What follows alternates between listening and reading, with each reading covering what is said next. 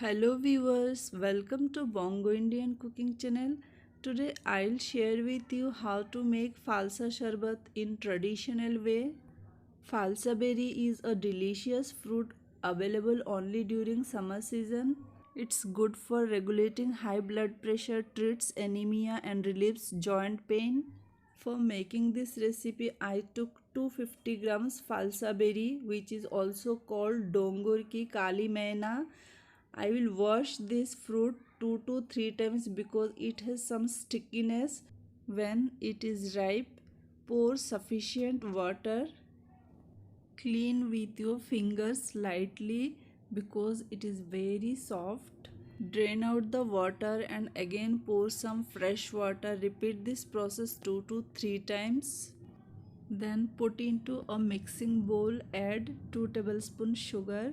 After adding sugar, keep aside for minimum half an hour. Cover with a plate and keep aside. In the meantime, sugar will dissolve.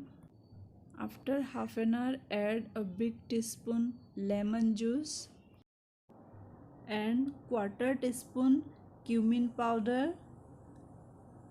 Add quarter teaspoon black salt. Mash all the ingredients with your fingers. I will add 6 to 7 sweet basil leaves. It's completely optional. If you don't have, you can skip it. Chop the basil leaves and add it. Now I am going to add some mint leaves, 5 to 6 mint leaves. Mash all the ingredient and add some cold water. It's not chilled and not normal, it's earthen pot water. Now strain the falsa berry juice. It's the traditional method of making falsa berry sharbat, but you can add all the ingredient in a mixture grinder jar and blend for just few seconds. Falsa berry is rich in potassium, iron, calcium and phosphorus.